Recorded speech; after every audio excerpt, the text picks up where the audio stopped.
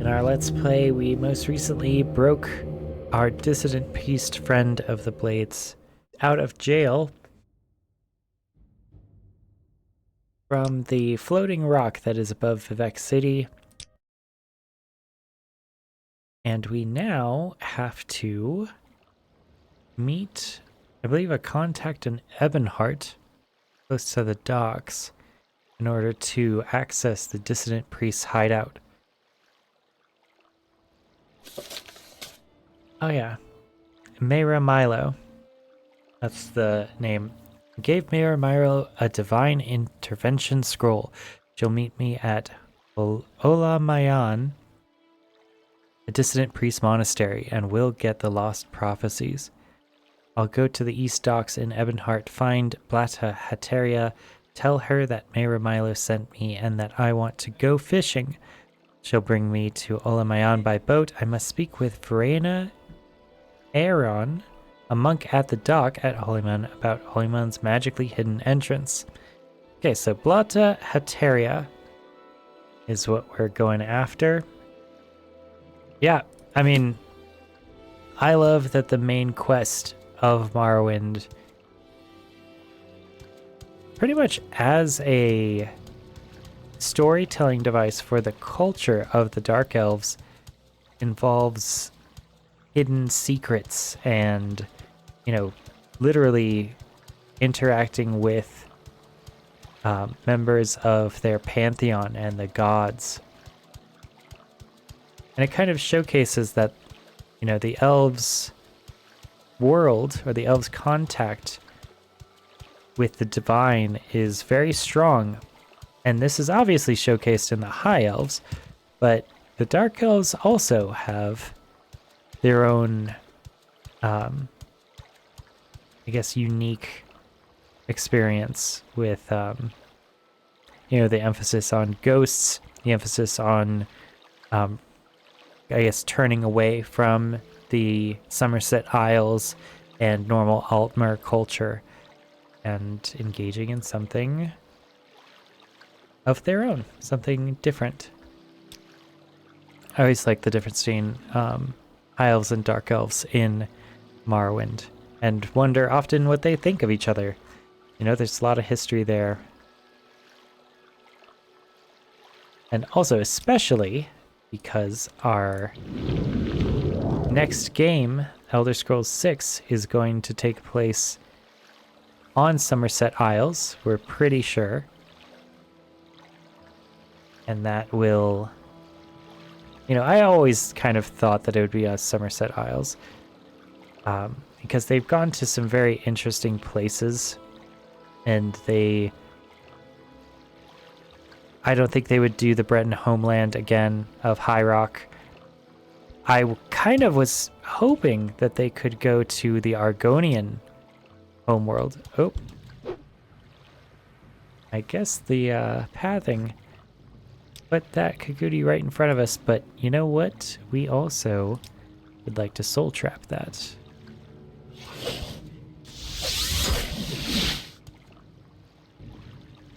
And we're still trying to get up our willpower.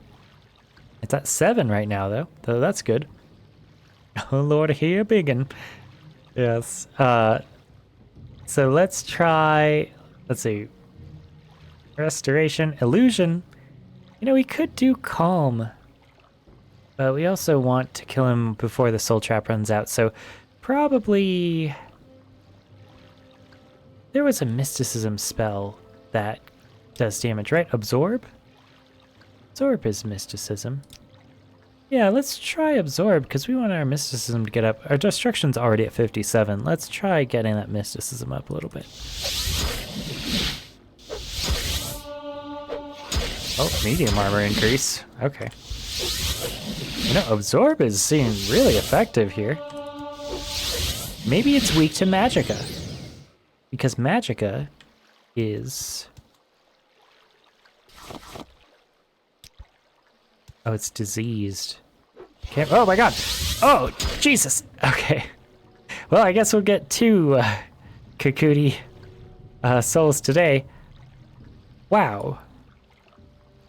Yeah, maybe we could just be an absorb and conjuration specialist mage. That seems pretty cool. Although we might not even have enough magicka. Yep. I think we may be running out of magicka here.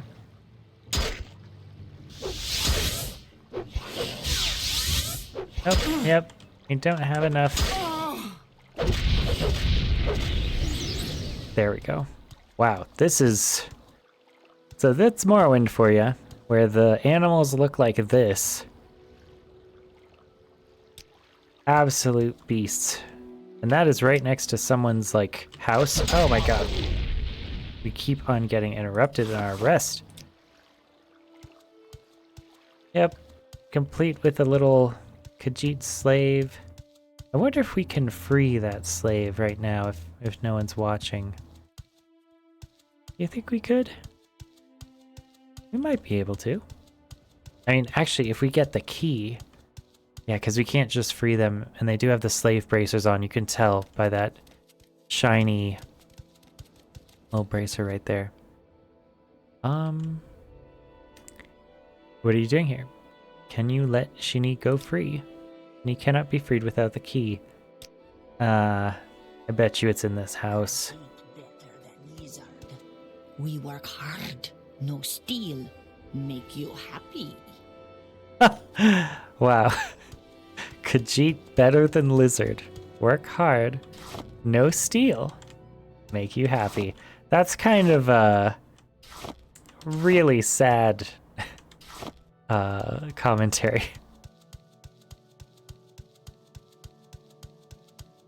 On how the lower classes are often pitted against each other in competition for even getting one rung up on the social ladder more than they actually had before.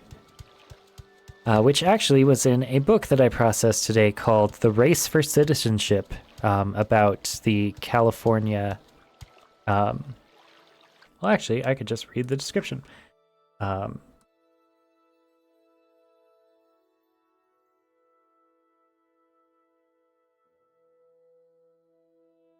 Yeah, the Race for Citizenship provides a new model of comparative race studies by situating contemporary questions of differential racial formations within a long genealogy of anti-racist discourse constrained by liberal notions of inclusion.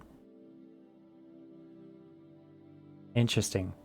Black Orientalism and Asian upliftment. So, it's, I think it was released in 2011. The year that I graduated college. The Race for Citizenship, Black Orientalism, and Asian Uplift from Pre-Emancipation to Neoliberal America.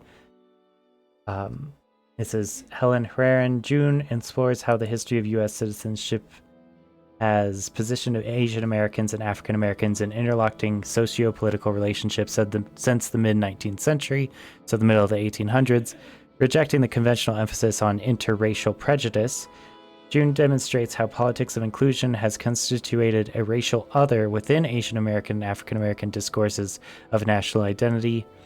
It examines three salient moments when African American and Asian American citizenship becomes acutely visible as related crises. Such as the N-word problem, the yellow question in the mid to late 19th century, World War II era questions around race loyalty and national identity in the context and internment of Jim Crow segregation, and post-civil rights discourses of disenfranchisement and national belonging under globalization, taking up a range of cultural texts, the 19th century black press, the writings of the black feminist Anna Julia Cooper, Asian American novels, and African American and Asian American commercial films and documentaries. June does not seek to document the signs of cross-racial identification, but instead demonstrates how the logic of citizenship compels racialized subjects to produce developmental narratives of inclusion in the effort to achieve political, economic, and social incorporation. The Race for Citizenship provides a new model. And we've read that. Okay. Yeah. Interesting. I mean, in order to fully understand that, I probably would have wanted to be a sociologist or Asian American Studies or African American Studies major, rather than the focus that I particularly took in history. Speaking of which, the gates are closed to us for citizens of the Empire, and we must now use Levitate, because when you have magic, The rules don't apply to you. When you're smart enough, you can get around some of the things in society. And here we see Ebonheart with a big statue of, I think, the divine Akatosh that becomes very prominent in Oblivion. A picture of the dragon that's the seal of the Empire. Okay, so Ebonheart. We're at the Six Fishes. Do we have direction on where we could find Lata Heteria? Maybe someone can tell us. I'm a commoner. I do whatever needs doing: cooking, cleaning, building, baking, mining, breaking, and by your accent I could tell you are an outlander. Since you're new to these parts, perhaps you'd like me to share a little local lore. Unrest in Serial City. That's right. Our Bladesmaster got recalled back to the Imperial City. Uriel Septim is sick, and wizards say his heir, Geldal Septim, and the younger Septims, Emnam and Abel, are just doppelgangers placed in the household during Jaeger Tharn's tenure as Imperial Battle Mage. They say the guard charged a mob demanding destruction of the false heirs. Lots of folks were killed. Oh my god. That's horrible. I mean, a mob demanding the destruction of the princes is also not great. I wonder who spread that particular rumor about the younger Septims, Edmund and Abel. And also, Uriel Septim being the Emperor through Jaeger Tharn's tenure means that the older Elder Scrolls games are closer together in time than I may have previously given them credit for. That's something we can, of course, look up later, which is just how separated Ebonheart's Skyrim mission. Interesting. I wonder if that was added by Morrowind Rebirth. Maybe built up the town Argonian mission. The East Empire Company, of course. Yeah. Dutch East India Trade Company is... Then a locked gate also.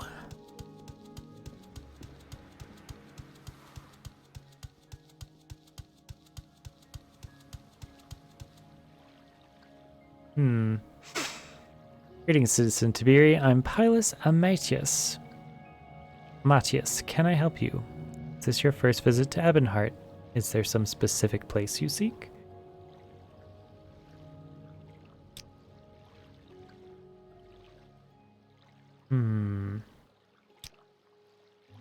Ebonheart is the imperial headquarters for Vardenfell district and a busy seaport. Duke Bedam Dren is the district's ruler and emperor's representative. The duke lives in the castle Ebonheart. The district council chambers and the Hawkmoth Legion garrison are also at Castle Ebonheart. The East Empire Company buildings and docks outside the castle facing Vivec to the east. My trade. I am a noble, elevated by birth and distinction to the highest ranks of imperial society. I do not have a trade as such, though I may dabble in various affairs, collecting rare treasures of beauty and refinement, and if such things are valuable, there's no harm in it. My lofty station is not without responsibilities, of course. I must serve at the command of the Empire and the councils, giving counsel and support, and, when duty calls, taking spell and sword to protect the small folk of the Empire. Okay. Have you heard of this new secret cult, the Sixth House? They say they sit around in caves, cutting off pieces of their own flesh and eating it. It's that corpus disease, makes the flesh grow wild and crazy. Cut a piece off, and another piece grows back, bigger and better. Guards say, we're looking into it. Right, that makes me feel better. Creepy. Super creepy. Okay. What do you think of the Marag Tong? Marag Tong only accepts legally approved contracts called writs. The rumor hints at the execution of secret extra-legal grey writs. Interesting. Kalvani wizard lords have traditionally isolated themselves, pursuing wisdom and mastery in solitude. But certain ambitious wizard lords have joined the competition to control and exploit Vardenfell's land and resources, building towers and bases all along the eastern coast. Well,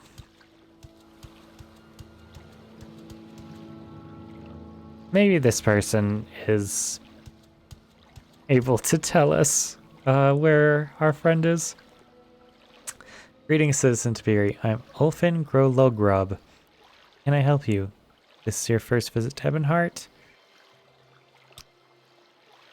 I'm Ulfin Grologrob, warrior and protector of the Fighters Guild. Interesting.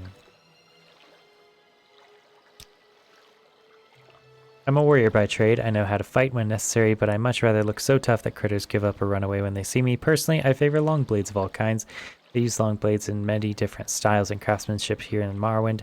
I wear medium armor for a decent balance of protection and mobility, but I train with various weapon types and armor types. Like any good warrior, I'm my own armorer. I don't want to fight with worn weapons in worn armor. What does he say about the unrest? Okay, same thing as everyone else. Yep, that's the thing about Morrowind's dialogue system, is it can get a bit repetitive. Let's see if this is the person we're looking for. Oh, it is! Blata Heteria. Nice to meet you. Yes, I'm Blata Heteria. Do I know you? Right, you're Tiberi. My friend said you might want to go fishing. I know a fine place. Excellent fishing, my friend. Mayra Milo says it's her favorite fishing spot. You ready to go? Yes. Good. I'm ready to take you to Hollyman anytime you're ready to travel. And I'll be here to offer that service anytime you need it. Excellent. Azura's Coast region is the only place to go, actually. 85 gold pieces. Still, you have to pay. Vaverana Arion. I am Vaverana Arion, a monk of Hollyman, or Olaman. The monastery is here on this island. Take the stone pathway north from the docks and the path uphill. The entrance is hidden by a magical shield. Wait or rest at the head of the path, and the portal will open at dusk and dawn only. The magical twilight hour is sacred to Azura. Mira Milo has told us of your coming. You can find her in the library with Master Barelo. Later, I can arrange for you to return to Vivec whenever you are ready. Interesting. Olamayan is a secret monastery of the dissident priest. The monastery itself is beneath the surface of a remote island along the Azura's coast with only a single entrance, hidden from view by hills and vegetation. The monastery is further protected by a magical shield which opens only at dawn and dusk. The magical twilight hour is sacred to Azura. I am a monk. In mind and spirit, I am a student of the hidden mysteries of the unseen world that lies behind the objects and ideas of everyday life. Same. In body, I am a student of the ancient martial arts. Not same. Patterned on the rain of sand fighting styles of elsewhere. I pursue hand-to-hand and unarmored self-defense. Because what you don't have, you cannot lose. I also train with the blunt weapons called staffs, because even the poorest peasant can own a staff. Yeah, what do you think about the Nerevarine? The Ashlanders have a prophecy that one day a reincarnation of the legendary hero Nerevar will unite the Dunmer against the invaders and restore the ancient Dark Elven nation. But the Tribunal Temple says this is a false and profane superstition, and the Ordinators deal mercilessly with those who profess such beliefs. Morrowind lore. Imperial worship powerful spirits. But are they the right spirits? They are powerful, but are they good? We used to worship Daedra, but now we worship true gods. The Tribunal and the Daedra serve that true gods in fear and humility. So she probably wouldn't say this as a dissident priest, but she might say it to hide or mask her actual feelings. Little secret, buy from merchants and traders who like you. You get better prices. Members of your own factions usually like you best. Always important. Little advice, you should speak with a monk on Daisy at the Argonian mission, if the monk's life interests you, that is. Oh, that's cool. I'm looking forward to Heart's Day on the 16th of Sun's Dawn this year. Isn't everyone? Well, those who still know the song of the Legend of the Lovers. But I'm sure you know the story of Polydor and Elosa. I won't bore you with it. It used to be that the inns would offer free rooms to visitors on Heart's Day. But with the blight and all, well, not many travelers these days. Hard to keep the tradition going. Interesting, that's nice. Inns give free rooms to, travelers, of course. Take a little romantic vacation.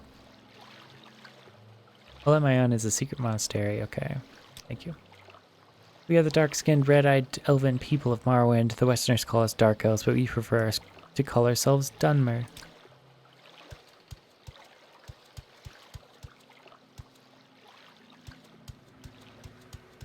Okay, well, it seems like this is the path. Kinda curious what time it is. Also where I am. Oh, wow. Pretty far away. Very south of Sajthmora. And I haven't been to this side of the map in Morrowind almost at all. You know, I've never been to so much of the map of Morrowind. When you think about it, like, we've only really been to all the places that are filled out. Not very much exploration in this whole other side of the map.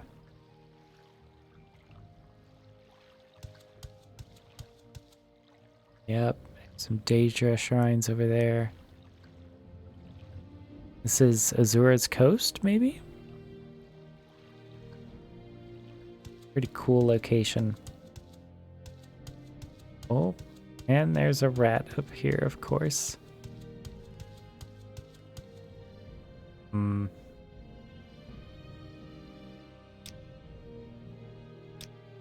Guess we'll try that.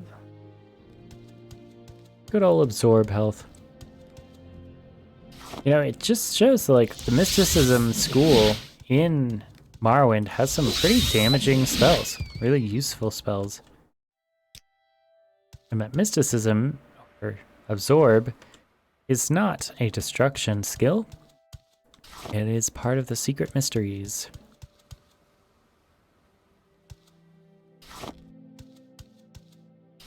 Okay, so what time is it? 12 p.m. So we need to wait maybe 6 hours? 3 p.m. now. Oh, yep. Oh, that's so cool.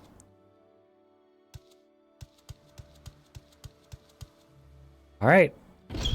What am I on? Wow. This is a huge shrine.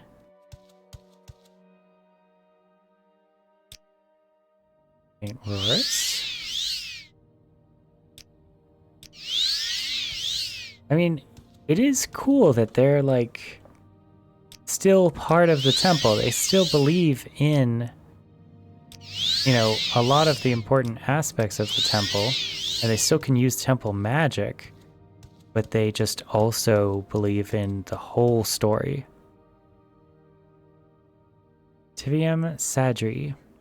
Welcome, Tiberi. Mira Milo has told us of your coming. You can find her in the library with Master Barlio.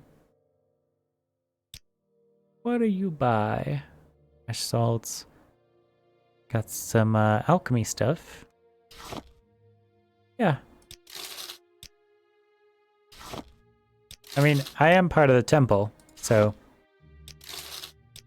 I didn't get super far up in the temple, and maybe I should do that before we make enemies of our temple friends here. Yep.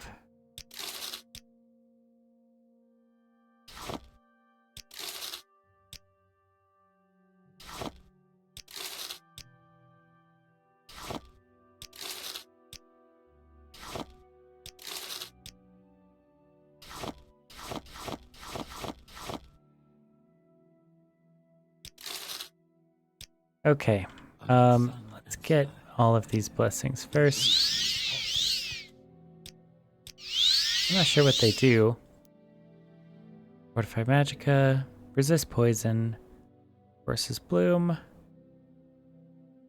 This blight disease, but we're already immune to blight. Alright, endurance up, personality up.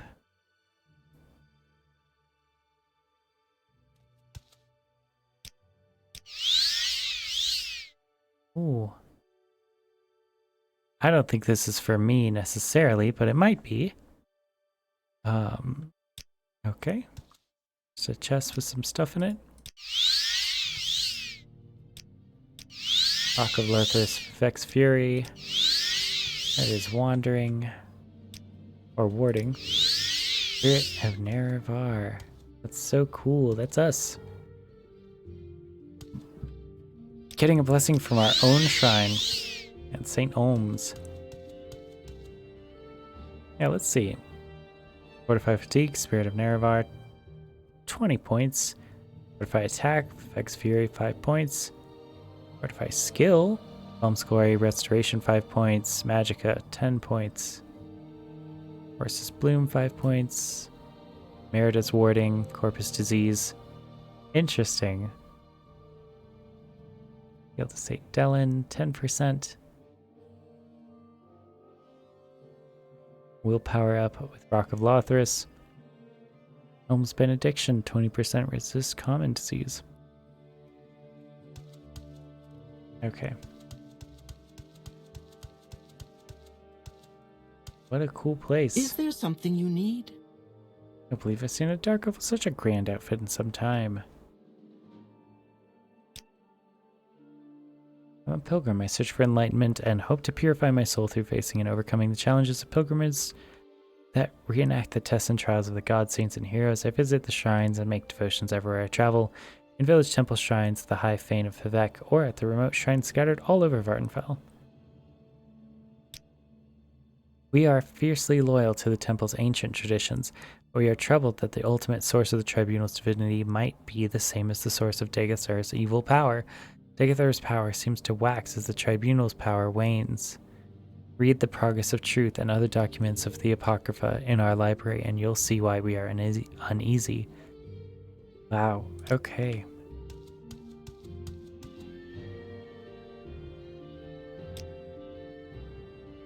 Milo has run terrible risks remaining at the Hall of Wisdom and Truth, and we are grateful that you have rescued her from the Ministry of Truth. Yep.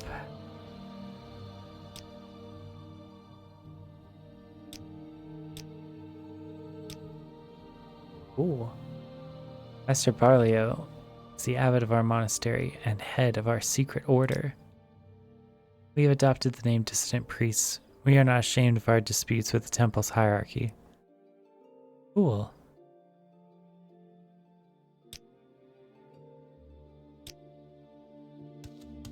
Is there something I can do for you? Is there something you need?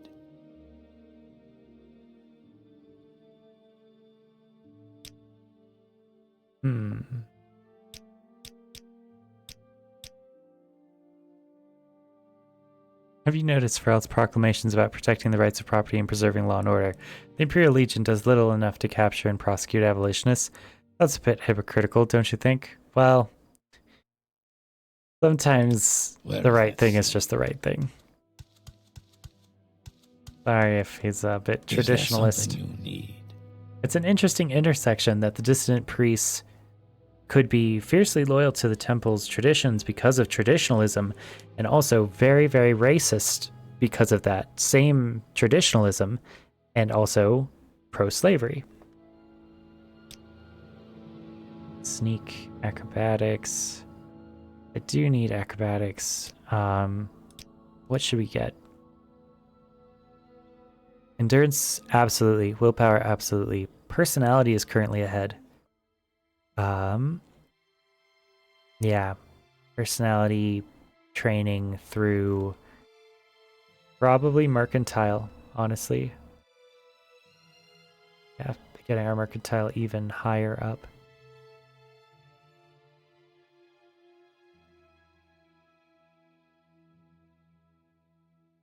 1 skill at 80 and 2 skills at 30 to get a higher rank in the blades. I don't know if we even could get a higher rank in the blades. Well, I mean, the next one is agent instead of operative. And that is the highest we are. Even Telvanni, I think, is lower than where we're at Mage's Guild. We got very high up in the Mage's Guild for some reason.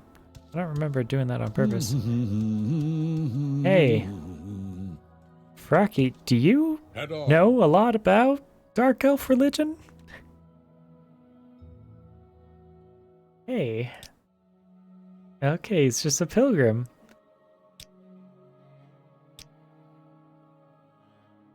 Interesting. What a cool, interesting character. At first it seemed the fuss about the Never-Everine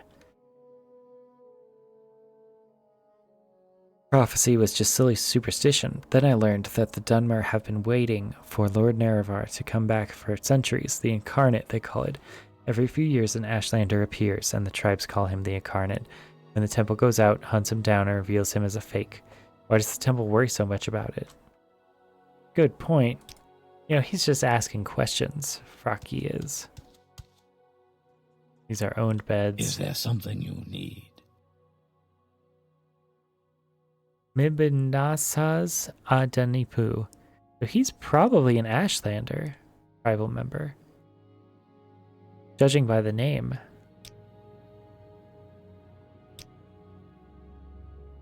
Okay, cool.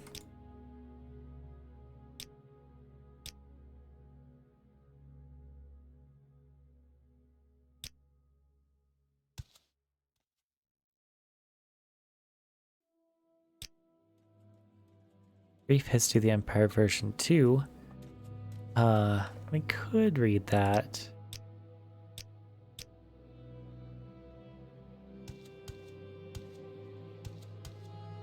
I think we might also do best just to Markstar. Just to kind of do the quest. Okay, this must be the library. May I help you? Blasphemous Revenants. Interesting. Thank you to Beauty for rescuing me. Now I'll stay here at Hollyman with Master Balo and assist him with the monastery's library.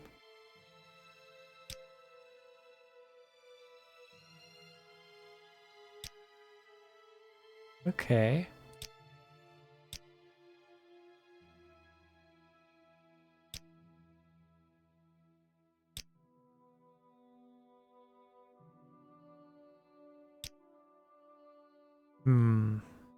Let's read this book first.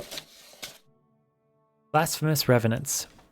Not into the world, nor out of it, but between worlds they linger, held to the hearth and tomb by blood and loyalty. And if they come unbidden, from love of kin or faith to duty, it is not unholy. It is but the answering of the ancestors, the awakening of those who never sleep, the summoning to service of those bound through hearth and house to the protection of the clan. But if sorcerers bring them forth, then such a summon is blasphemy. Oh, wow, interesting. Do they not like any conjuration? If they come unbidden, it is not unholy.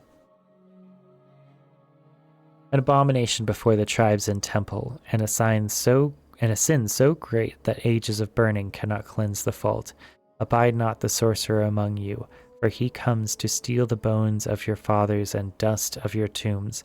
He seeks to bind by power what is yours by right, to drag forth the warm spirits from their world between, and bind them to their service like slaves and beasts.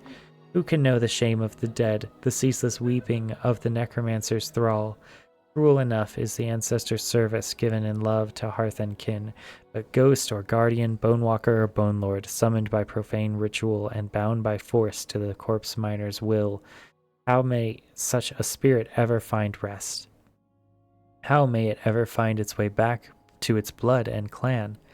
Only a righteous Dunmer, bound by blood to hearth and kin, bound by oath and service to the temple, can call upon the spirits of the Dunmer dead. Oh, that's us. So our temple training is actually directly in line with our conjuration specialist witch character. Those foreign sorcerers of other races that invade our shores, shall they be permitted to rob our tombs, to bind our kin spirits into sorcerous slavery, to steal the lives of our dead as well as our land of the living? No, I say no and no, 3 times more. Such necromancers must die, and their profane magics must die with them. Yeah, like the orc conjuration specialist in Balmora's Mages Guild.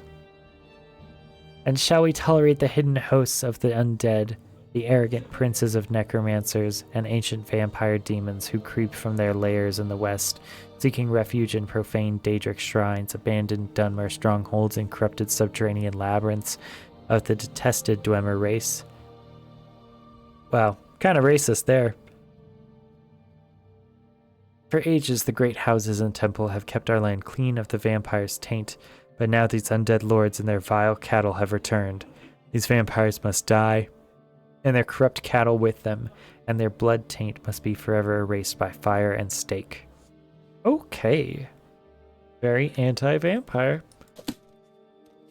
Which is something that we can be in the game. Lives of the Saints, Anticipations, Constellations of Prayer, Affair of Wizards, Annotated Annoyed, True Nature of Orcs, Focus Path, Cantinas of Vivek, Runes of Kemel Zay. I don't know that one. That might be good. Nuchinok's Fire and Faith. These seems rare. Mysticism. Well, some of these are my favorite books, but let's just do the quest. How can I help you? Dagathur. So long as the Ordinators, buoyant armatures, and tribunal could contain the blight and Dagathur's creatures within the ghost fence, faith in the temple's protective power was strong. But now travelers and settlements suffer from blight storms and marauding monsters, and the people fear the temple is losing its ages-old battle with the devil Dagathur. Yep. Dissident priests. A significant part of the temple hierarchy might be more inclined to accept and tolerate differences of opinion and dogma, but other parts of the temple, in particular the Ordinators under Birel Salah, claim that the threat from Red Mountain and Dagath can only be resisted with a unified, resolute faith. The people are afraid, so they support the hard line. But if we can show ourselves able to confront Dagath more effectively than the Ordinators, the temple and the people will support us. Okay. Very astute knowledge of politics. The people will just follow what works. I wonder if that's still true in American politics in 2023. Lost Prophecies. I reviewed the Apocrypha and have found 2 passages of particular interest. We've made copies of these passages to give you. Many are familiar with the 2 Nerevarine prophecies current among the Ashlanders called the Stranger and the Seven Vision. We have 2 other prophecies, Lost Prophecy and 7 Curses, that may offer additional insights into the riddle surrounding the coming of the Incarnate. Perhaps these are the lost prophecies that your friend Nabani Mesa told you about. We have also prepared a document for you called Kagranak's Tools. This document will explain to you and to others the terrible secret that the temple conceals about the true history of the tribunal and the corrupt nature of their divine powers. It is to conceal this secret that the temple persecutes the Nerevarine and the dissident priests. This persecution must stop. We must be united against the true enemy, Dagath and if you are the Nerevarine, you must lead us against him. Okay. Lost Prophecy added, 7 Curses added, Kagranak's Tools added. The Apocrypha. The Hierographia are the collected priestly writings of the temple, like Hierophant. The Apocrypha are the hidden writings, secrets known only at the highest levels of priesthood and inquisition. Defying the temple, we have gathered as much of the Apocrypha as we can here in Holamayan. One of the chief disputes between the temple and the dissident priests is that the temple hides the truth from its followers. Yeah. I mean, I'm surprised you haven't gotten found out and raided by Ordinators yet. I guess you're pretty good at keeping your secrets. But what a cool temple, you know? Like, doing all secret, like, heresy stuff. Okay. We did Lost Prophecies. Mayor Milo. Runs a terrible risk. Yes, we've read this. Nerevar. By the way, here are a few books from our library you might find of interest. Each gives a very different impression of Nerevar. Nerevar. Okay. Nerevarine. Our interest in the Nerevarine used to be a matter of principle, a willingness to consider the validity of mystical insights rejected by temple doctrine. Now, Digath grows stronger while the tribunal grows weaker, and the return of Saint Nerevar, even if only reborn in spirit, may be our best prospect of salvation. Yeah, I guess the Dark Elves are facing a very real existential threat here. I'm sure a lot of people, of any variety or intensity of faith, just want the threat to go away, the very real threat of blight disease and corpus that has started. Okay. Secret Order. Yep. We are not ashamed of our disputes with the Temple's hierarchy. Yeah, Anarchy Temple. Let's go. Okay. This is a new threat, and not yet widely recognized as another face of the devil Degath, but it is clearly a sign of the coming crisis, and the temple may no longer be able to protect Morrowind. In such troubled times, the Dunmer may turn to the ancient pillars of faith, and the ancestors and the Daedra, and especially to the prophetic visions granted by Lord Azura. Then they may look to the Nerevarine, Saint Nerevar reborn, to lead them against the grim armies of Degath. Okay.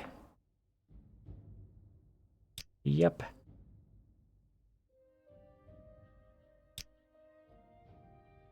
Alright, the Lost Prophecy.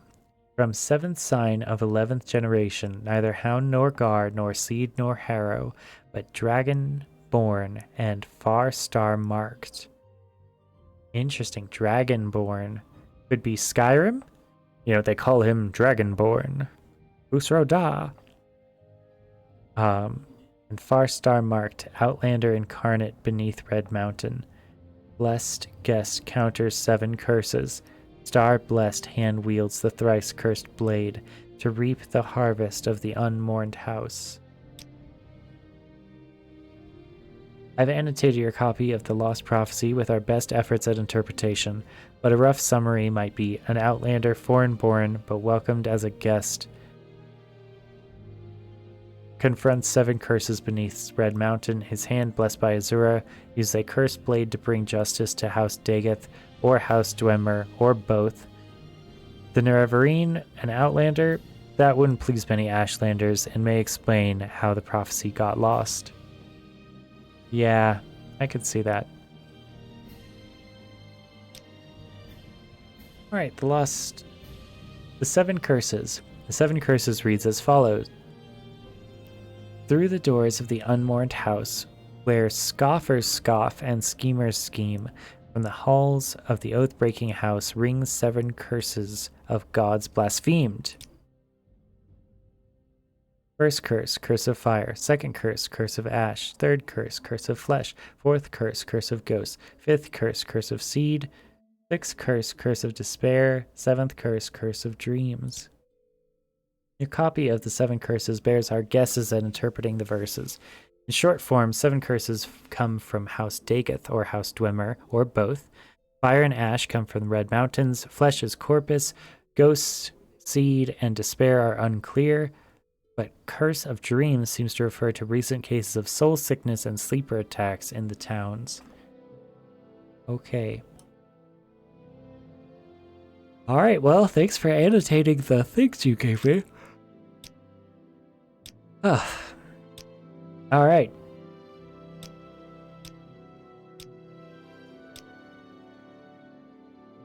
I hope you find the books useful. Yep.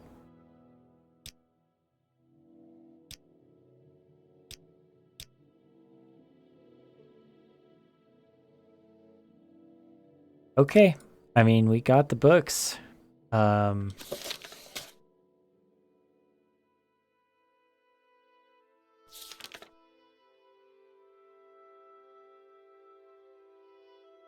Yep. We got a lot.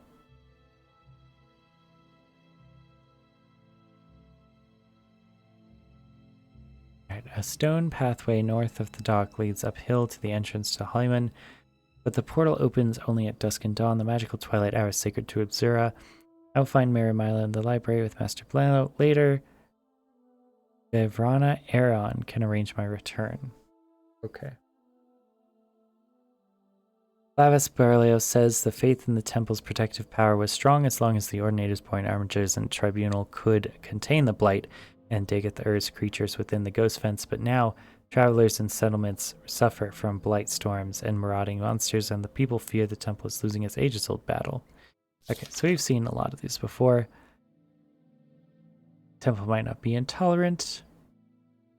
Lost Prophecy, 7 Curses.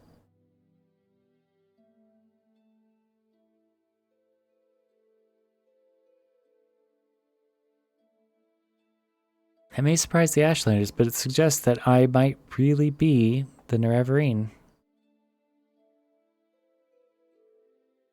Yep. He also gave me a document based on the Apocrypha called Kagranat's Tools, which reveals the guilty secret behind the Tribunal's divine powers. I must bring these lost prophecies to Nabani Mesa as soon as I can. Okay, so that's where we need to go. Back to Nabani Mesa. From the Apocrypha, Galvanus Barlow gave me a document called Kagranat's Tools. The document describes a terrible secret that the temple conceals about the true history of the Tribunal and the corrupt nature of their divine powers. To hide this secret, the temple persecutes the Nerevarine and the dissident priests. Barlow says the persecution must stop and we must unite against the true enemy, Dagoth Ur. The Hierographia are collected priestly writings. Okay. Gave me several books about Nerevar. Does the Dagoth Ur grow stronger? Yeah, the solution to everything. Give someone a bunch of books and tell them to read them, but they usually won't read them because reading is hard. I'm very guilty of this also. He sees the return to Saint Nerevar, even if it is only the spirit of Saint Nerevar, as the best hope for salvation of Dagoth Ur's menace. The appearance of the Sixth House is clearly a sign of coming crisis. In such troubled times, the Dunmer may turn to the ancient pillars of faith.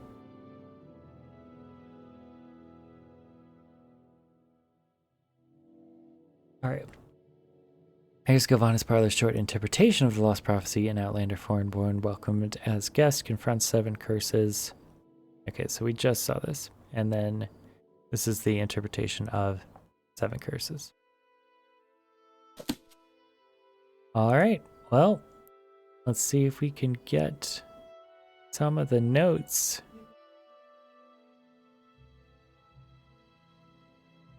Kagranat's Tools. Yep. Alright. Kagranat's Tools. Well, actually...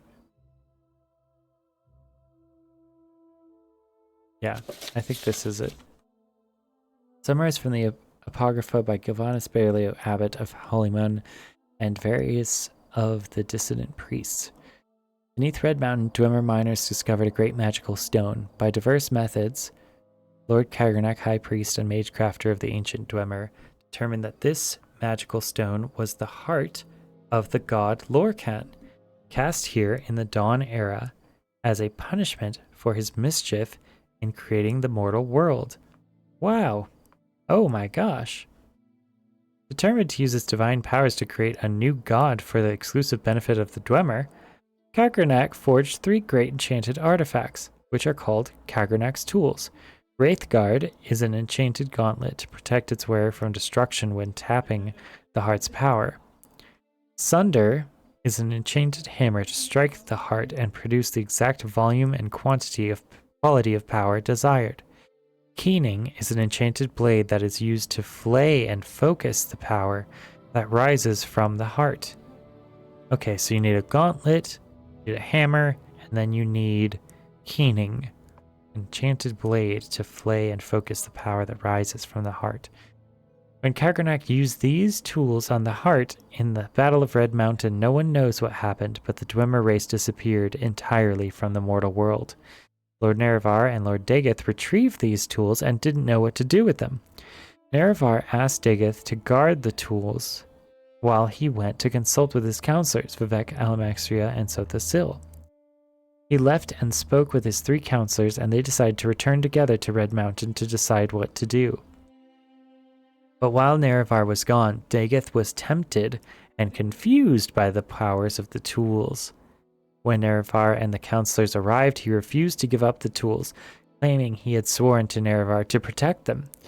Then Dageth fought with Nerevar and the counselors and was mortally wounded and driven off, and the tools were recovered. Then Nerevar and his counselors decided to take the tools for safekeeping. They all swore a great oath never to use the tools, but after Nerevar's death, Vivek, Alamaxria, and Sothasil yielded to temptation. They took these tools themselves and went to Lorkhan's heart, buried beneath Red Mountain, and gave themselves divine powers. But Dageth had not died.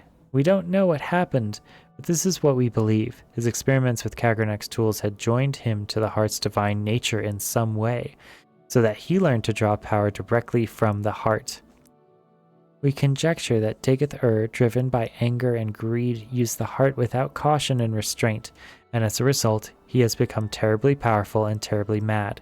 But the tribunal showed great care and restraint in their use of the tools, so they were not driven mad, and they did many good things.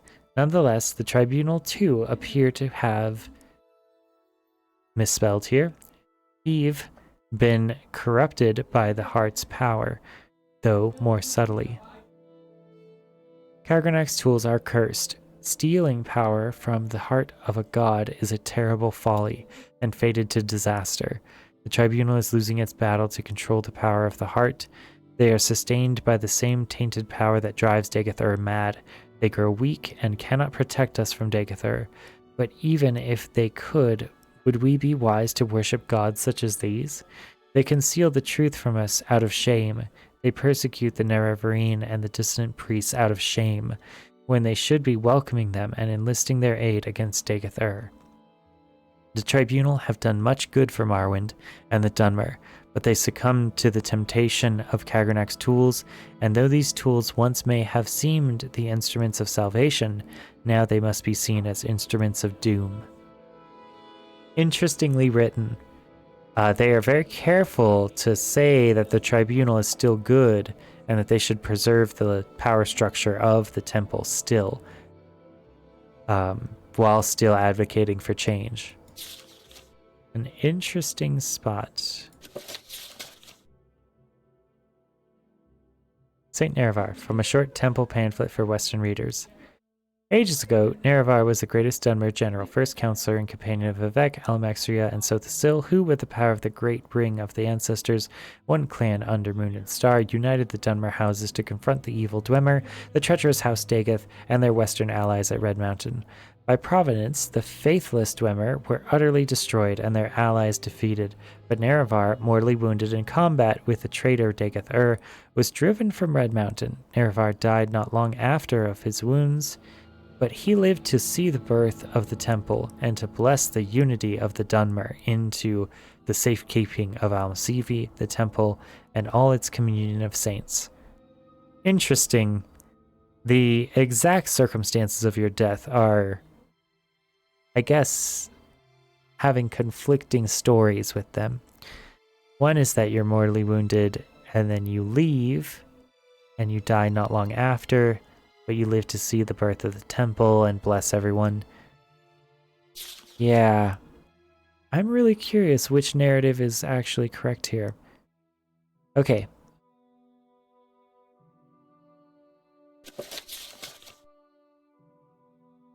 Yeah, so this is all our notes.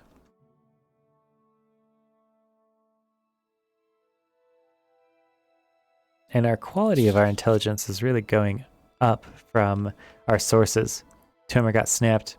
The text even says the tribunal has been like the only group to resist the temptation of the tools. Yeah.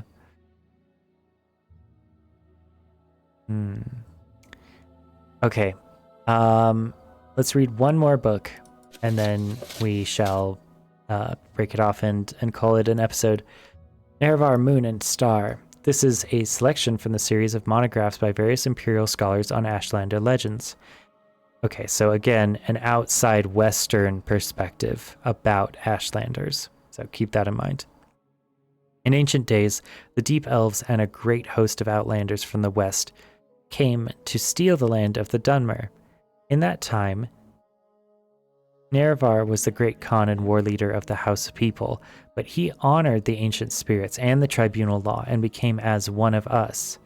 So when Nerevar pledged upon his great ring of the ancestors, one clan under moon and star, to honor the ways of the spirits and rights of the land, all the tribes joined the House People to fight a great battle at Red Mountain. Though many Dunmer tribesmen and housemen died at Red Mountain, the Dwemer were defeated and their evil magics destroyed, and the Outlanders driven from the land. But after this great victory, the power-hungry Khans of the great houses slew Nerevar in secret. Okay, so this is a different explanation of how the Nerevar dies. And setting themselves up as gods, neglected Nerevar's promises to the tribes. But it is said that Nerevar will come again with his ring and cast down the false gods, and by the power of his ring will make good his promises to the tribes to honor the spirits and drive the outsiders from the land. So this is a more tribal-focused narrative. It makes no concessions for the politeness of preserving the temple and keeping the religious power structure that's currently in place after Nerevar does whatever he is fated to do in the prophecy. Again, different authors create different perspectives and have to toe different political lines in what they write down. Because as anyone will know, especially spies, which as a Blades member you are now, if you ever write something down, you have to write it down so that it can be read by any audience in the future. You don't know who's going to be reading the writing that you are putting down, which group, or, history can be very cruel, and you can say something that makes perfect sense at your time period and turns out to be extremely inappropriate in later time periods. Many YouTubers and Twitter people are currently getting canceled for exactly these reasons. Although, they kind of should have been careful what they put into writing in the first place. All right. Well, that will do it for us. We'll say goodbye to our very good dissonant priests, Gelvis Barlio and Mayra Milo, even though they're still very loyal to the temple and can't conceive of a world without it, as the tribes certainly can. It's interesting that different, if you got all of these people in the same room, how would they think of each other?